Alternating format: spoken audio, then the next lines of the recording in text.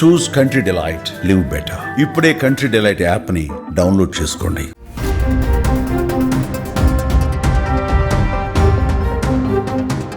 పెళ్లి కావాల్సిన యువకులే వారి టార్గెట్. బ్రోకర్ల పేరుతో ఇష్టారీతిన మోసాలకు పాల్పడుతున్నారు కొందరు. ఈ నేపథ్యంలో తాజాగా ఒక సంచలన షాకింగ్ విషయం బయటపడింది. వివాహమై 2 పిల్లలు ఉన్నటువంటి యువతిని మధ్యవర్తులు పెళ్లి కాని అమ్మాయిగా నమ్మించి 4 లక్షలు కట్నం తీసుకుని పెళ్లి చేసి మోసం చేశారని ఒక బాధితుడు తాజాగా పోలీసులకు ఫిర్యాదు చేశాడు.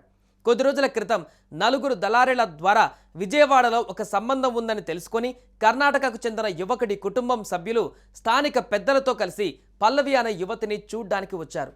అయితే ఇక్కడే కీలక మలుపు తీసుకుంది.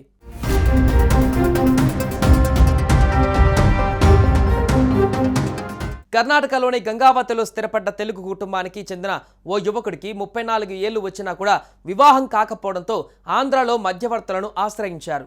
కర్ణాటకలో ఉంటున్న తెలుగువారైన యువకుడి తల్లిదండ్రులు కుమారుడికి పెళ్లి సంబంధాలు కుదరకపోవడంతో ఏపీలో సైతం సంబంధాలు చూడమని శ్రీదేవికి చెప్పారు.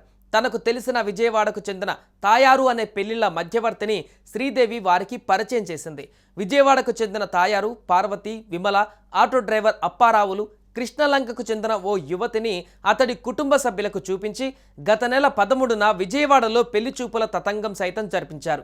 అంతేకాదు అమ్మాయి కుటుంబ ఆర్థిక పరిస్థితి బాగోలేదంటూ పెళ్లికి ముందే 3.5 లక్షలు వరుడి కుటుంబం వద్ద మధ్యవర్తి వసూలు చేశాడు.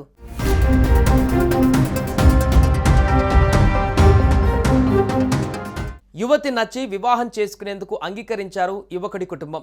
యువతి తల్లిదండ్రుల వైద్య నిమిత్తం 2 లక్షలు, బ్రోకర్లకు 2 లక్షలు ఇచ్చారు. కర్ణాటకలో వివాహం చేసుకుంటామంటే మధ్యవర్తులు కాదు కూడదంటూ విజయవాడలోనే చేయాలని దుర్గాగుడిలో వివాహం చేయించారు. ఈ నెల 5న ఇంద్రకీలాద్రి పైన యువకుడితో పల్లవి వివాహం సంప్రదాయబద్ధంగా జరిగింది. 7న కర్ణాటకలోని గంగావతిలో నవదంపతుల రిసెప్షన్ ఘనంగా నిర్వహించారు.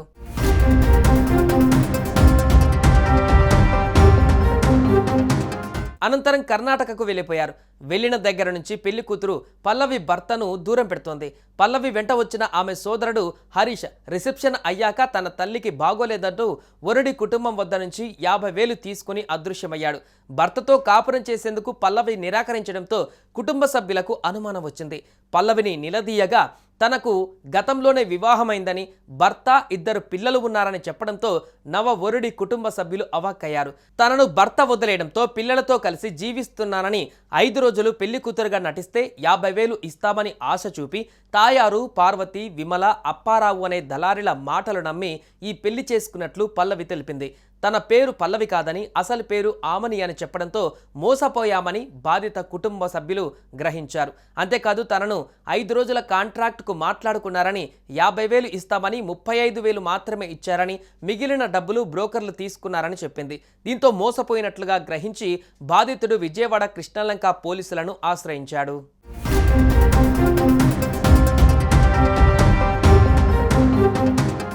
సుమన్ టీవీలో మీ పర్సనల్ అండ్ బిజినెస్ ప్రమోషన్స్ కోసం కింది నెంబర్కి కాంటాక్ట్ చేయండి.